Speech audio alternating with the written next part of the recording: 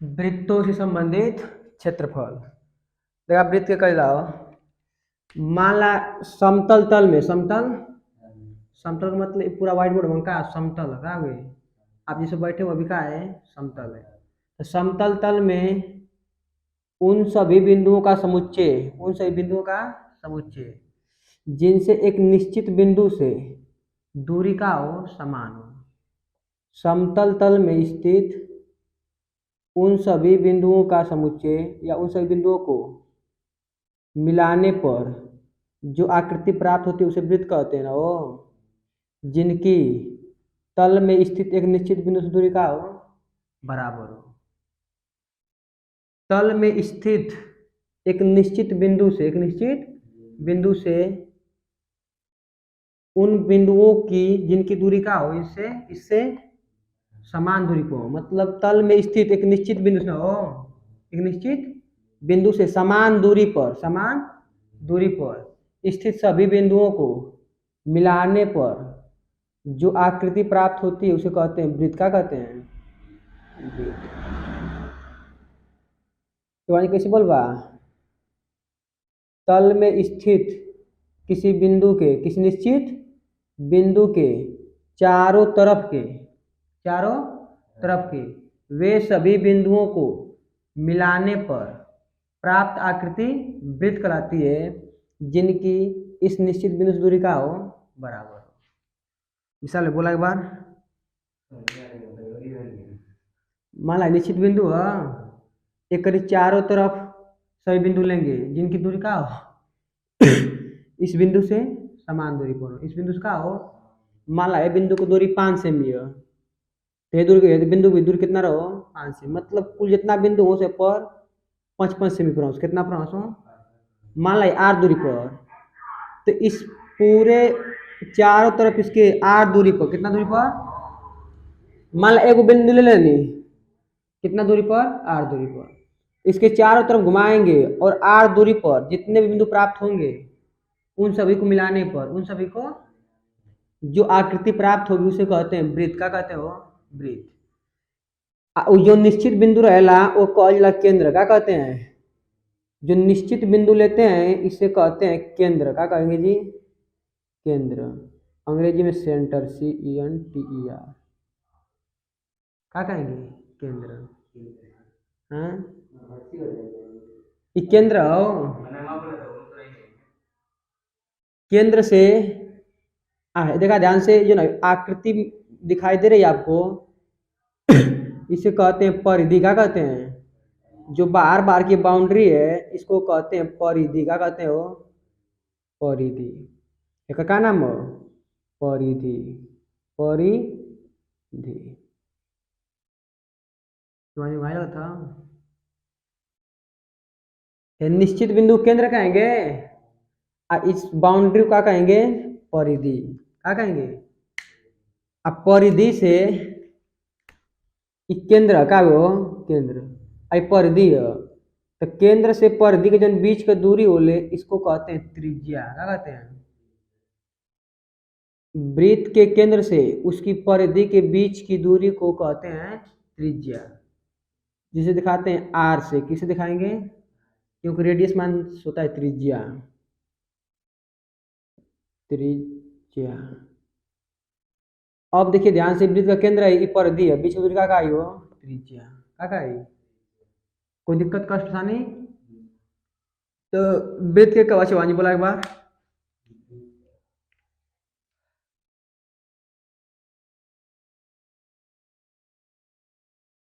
और तल में स्थित, तल में स्थित एक निश्चित बिंदु से समान दूरी पर, एक निश्चित बिंदु से समान दूरी पर स्थित सभी बिंदुओं को मिलाने पर जो आकृति प्राप्त होती है, जो आकृति, उसे वृत्त कहते हैं।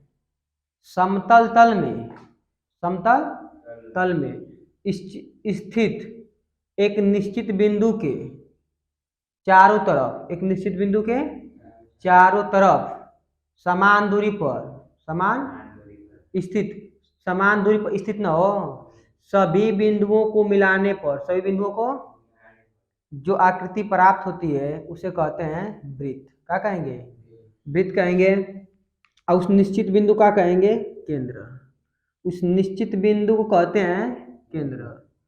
आई जो लाइन खींचे सभी बिंदु को मिलाए हैं, जो बाउंड्री है, इसे कहेंगे परिधि। क्या कहेंगे?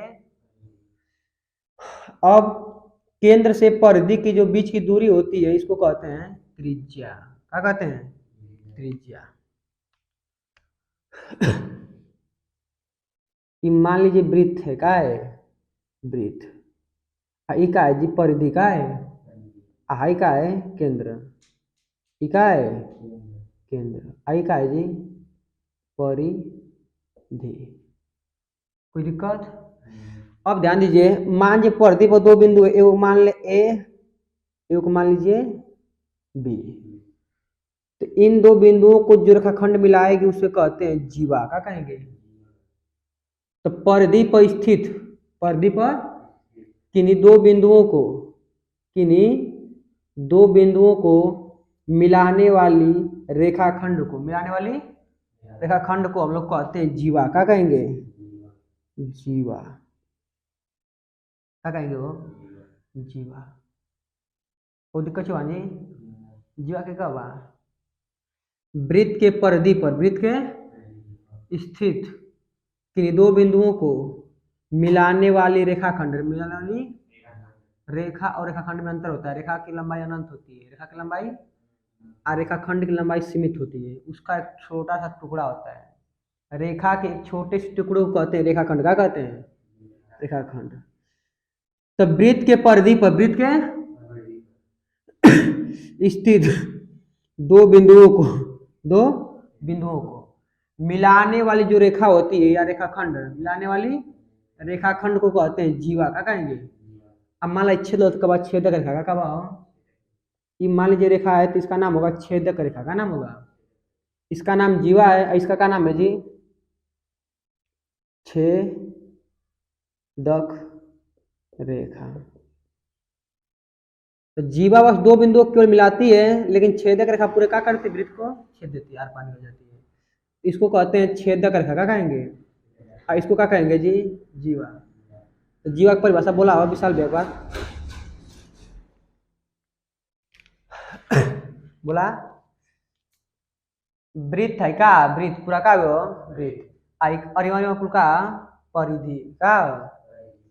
तो वृत्त के परिधि पर, वृत्त के स्थित दो बिंदुओं को मिलाने वाली रेखाखंड को, मिलाने वाली क्या कहेंगे? जीवा कहेंगे। कौन दिक्कत कष्ट परेशानी हो? अब ध्यान से सुना।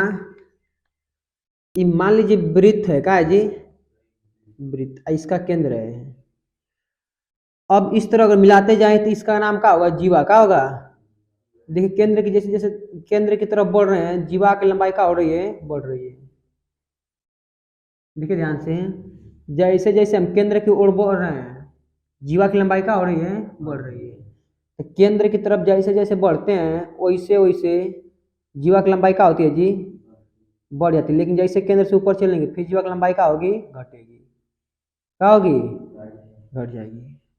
इसका मतलब वृत्त के केंद्र से जो जीवा जाती है, वही जीवा सबसे बड़ी होती है। वृत्त के केंद्र से होकर जाने वाली जीवा को हम लोग कहते हैं व्यास। का कहेंगे? यह सबसे बड़ी जीवा होती है, सबसे बड़ी जीवा होती है। जो वृत्त के केंद्र से जीवा होकर जाती है, वृत्त के केंद्र से होकर जाने वाली जीवा को कहते हैं व्यास। का कहेंगे?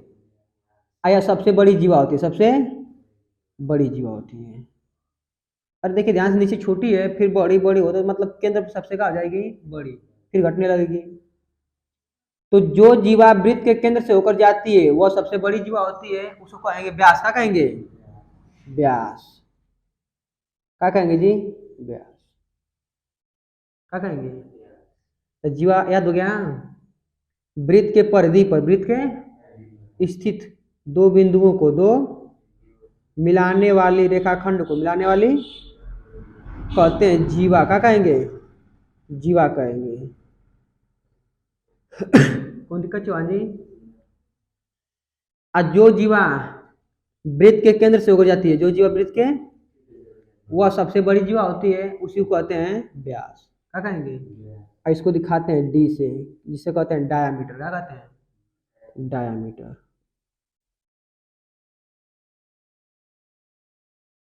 क्या कहेंगे जिसको? डायामीटर। कौन दिक्कत हो विशाल भैया? अब ध्यान दा, ये बताइए, ये जो लंबाई है इसे क्या कहेंगे? व्यास कहेंगे। क्या कहेंगे? क्योंकि ये अभी जीवा है, देखिए वृत्त के परिधि पर दो स्थिर बिंदुओं को मिला रही है, लेकिन किससे हो जा रही है? केंद्र से। किससे हो जा रही है? केंद्र से। इसको कहेंगे जीवा, व्यास। क्या कहेंगे? इस जीवा को क्या कहेंगे जी? व्यास। तो वृत्त के केंद्र से होकर जाने वाली, वृत्त के केंद्र से होकर जाने वाली जीवा को हम लोग व्यास कहते हैं। वह सबसे बड़ी जीवा होती है, सबसे बड़ी जीवा होती है। अब ध्यान दीजिए, ये वृत्त का केंद्र है, आई परिधि के बीच की दूरी क्या कहलाती है? त्रिज्या। वृत्त के केंद्र और परिधि के बीच की दूरी क्या कहलाती है? इसको दिखाते हैं आर से। वृत्त के केंद्र और परिधि के बीच की दूरी क्या कहलाती है? त्रिज्या। इसको दिखाते हैं आर से। देखिए जब दो त्रिज्या मिल रही है, ये क्या बन रहा है? व्यास। इसका मतलब कि जो हमारा व्यास होता है वो क्या होता है? R plus R. इसको और इसको जोड़ देंगे, पूरा व्यास की लंबाई आ जाएगी। अरे मान लीजिए त्रिज्या का मान 2 सेमी है, यहाँ भी कितना होगा? 2 सेमी। तो व्यास कितना हो जाएगा? 4 सेमी ना, हो जाएगा जी। तो देखिए ध्यान से, जो व्यास आएगा वो क्या आएगा? आर। आर कितना हो जाएगा जी? 2r। कितना हो जाएगा? तो व्यास इज इक्वल टू 2 गुण आर का है, त्रिज्या का है, त्रिज्या। इसका मतलब जो व्यास होता है त्रिज्या का होता है 2 गुना का होता है। त्रिज्या, दो त्रिज्या मिलकर एक व्यास बन रहा है, तो जो व्यास है यह 2 गुना है किसकी? त्रिज्या के। तो दोनों बराबर कब होगी? जब त्रिज्या में दूसरा कर देंगे, गुणा कर देंगे। कोई दिक्कत? इसको आप लोग छाप लीजिए इसको। बोल रहे हो? चल गया। समतल तल में स्थित वृत्त, जिसे कहते हैं सर्किल। क्या कहते हैं? CRICL, सर्किल मीन्स वृत्त। समतल तल में स्थित, समतल तल में स्थित किसी निश्चित बिंदु के, किसी निश्चित बोली, चाहे एक निश्चित बिंदु सुनाओ, निश्चित बिंदु के चारों ओर, चारों ओर के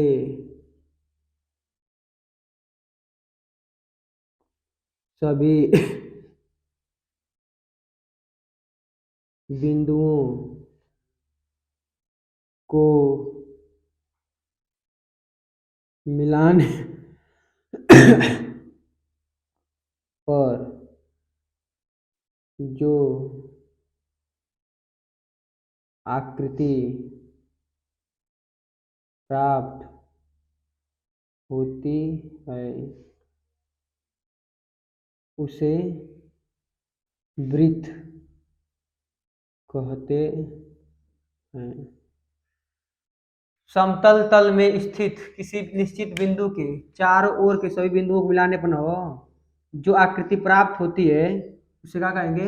वृत्त कहते हैं। कौन दिक्कत? कष्ट सानी। अब हैंडल त्रिज्या,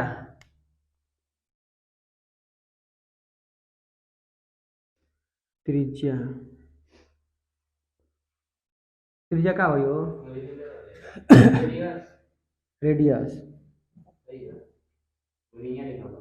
मैंने यहाँ RADIUS में गलती हो सका था। तो वृत्त के केंद्र से, वृत्त के केंद्र से परिधि के बीच की दूरी को क्या कहेंगे जी? त्रिज्या। वृत्त के केंद्र से परिधि के बीच की दूरी को त्रिज्या कहते हैं। वृत्त के केंद्र से परिधि के बीच की दूरी को त्रिज्या कहते हैं। इसे R से प्रदर्शित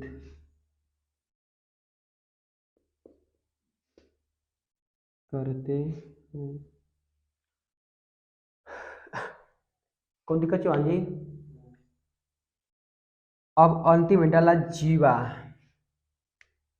जीवा इस चित्र को उतार लीजिए आप लोग। इस चित्र को नीचे बना लीजिएगा आप लोग।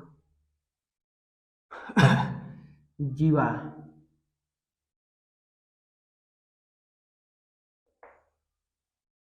किसे कहेंगे? वृत्त के परिधि पर स्थित दो बिंदुओं को मिलाने वाली रेखा खंड को क्या कहेंगे? जीवा कहेंगे। वृत्त पर स्थित दो बिंदुओं को मिलाने वाली रेखाखंड को जीवा कहते हैं। नो कोई दिक्कत कष्ट परेशानी? अब लिख लिया व्यास।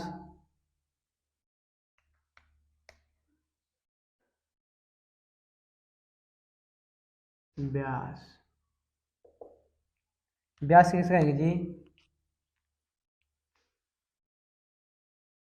वृत्त के सबसे बड़ी जीवा को कहते हैं व्यास।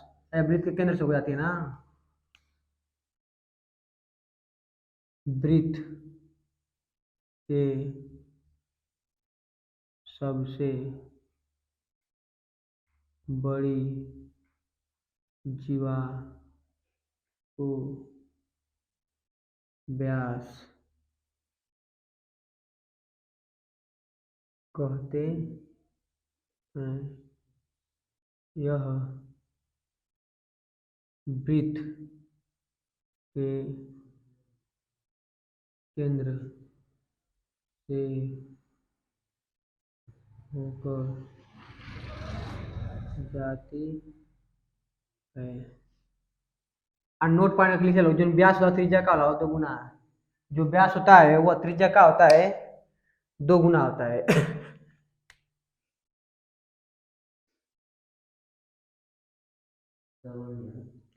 वृत्त का व्यास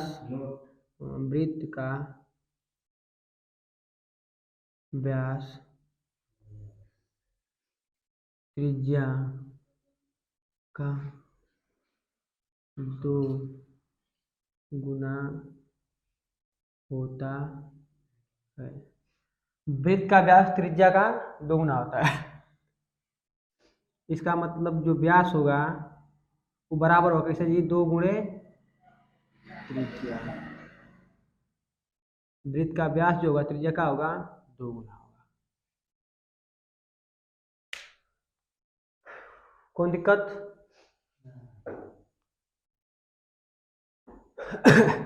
अब 2 चीज और नोट में करके लिख लीजिए। वृत्त का परिधि और वृत्त का क्षेत्रफल। वृत्त का परिधि और वृत्त का क्षेत्रफल मिटाओ कर गाना करनी हो।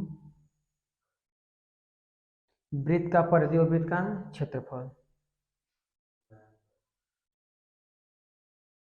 देखिए वृत्त का क्षेत्रफल क्या होगा? बस 2 ही। इस पहले प्रश्नावली में वृत्त का क्षेत्रफल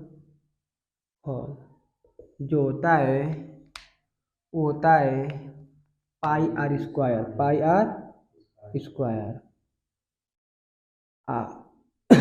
आर का है त्रिज्या, आर का है वृत्त की त्रिज्या, वृत्त की त्रिज्या। अब पाई का मान होता है 22/7, कहीं कहीं 3.14। पाई का जो मान होता है वो कितना होता है जी, 22 लगभग होता है 22/7, या पाई का जो मान होगा कितना होगा 3.14। वह सवाल में दिया रहेगा, उसी के हिसाब से लगाएंगे। एक चीज नोट करके और लिख लीजिए, वृत्त की परिधि, वृत्त की परिधि। चौवांजी वृत्त का क्षेत्रफल कितना होला, पाई आर स्क्वायर कितना होता है। जब भी वृत्त के क्षेत्रफल की बात आए तो क्या लिखेंगे, पाई आर स्क्वायर। अब वृत्त की परिधि, वृत्त की परिधि क्या होती है जी, 2πr। इसका मात्रक होता है वर्ग इकाई, क्या होता है, क्योंकि क्षेत्रफल हमेशा नापते हैं वर्ग में, वर्ग इकाई। इसका मतलब वर्ग इकाई मीटर होगा चाहे सेंटीमीटर होगा, ये क्योंकि लंबाई है, क्या है। अगर वृत्त मान लीजिए इस तरह वृत्त है, इसको खोल दे तो का बीच में मतलब काट कर इसे फैला देना, क्या मिलेगी, लंबाई क्या मिलेगी। जो लंबाई होगी उसे कहते हैं परिधि, क्या कहते हैं, परिधि। कौन दिक्कत, कष्ट परेशानी ना निकालो। अब सवाल लिखा होगा, अब सवाल लगे नहीं है। उस वृत्त का क्षेत्रफल ज्ञात कीजिए जिसका व्यास कितना है, 14 सेमी। तो वृत्त का क्षेत्रफल क्या होता है जी, वृत्त का क्षेत्रफल क्या होता है, पाई आर स्क्वायर। और जहाँ आर का है त्रिज्या का है, लेकिन इसमें क्या दिया है, व्यास का दिया है।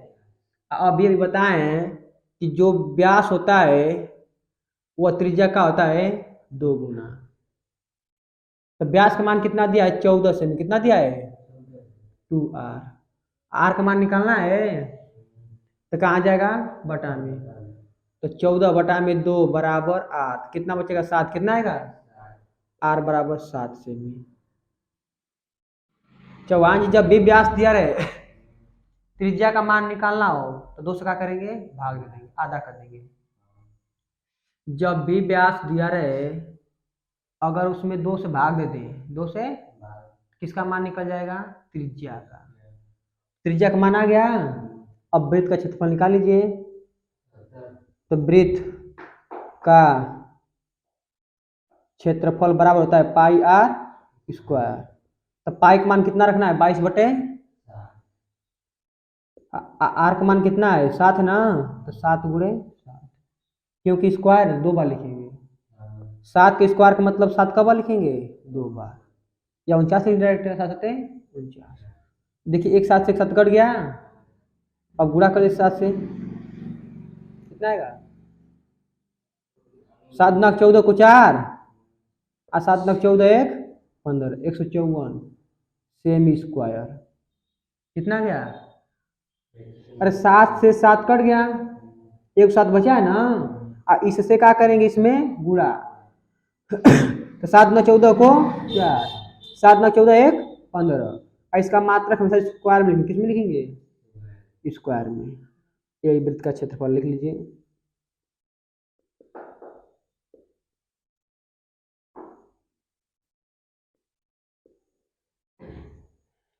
लिखा शिवाजी,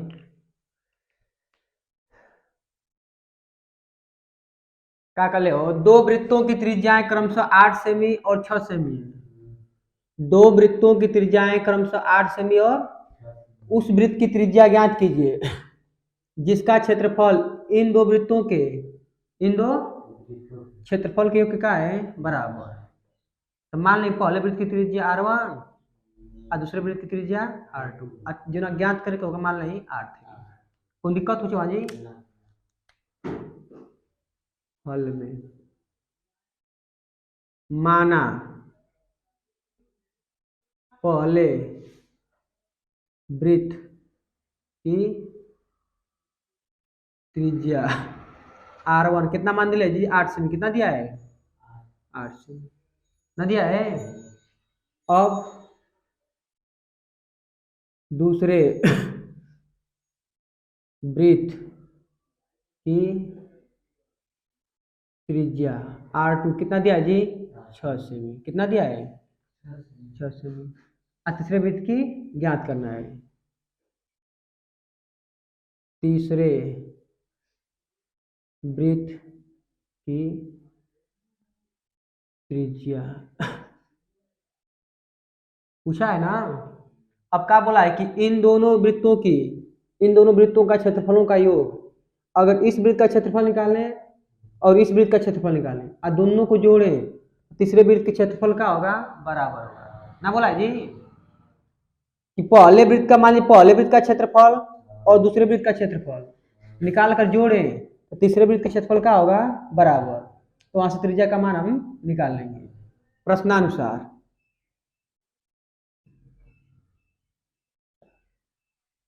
जी प्रश्नानुसार क्या लिखेंगे?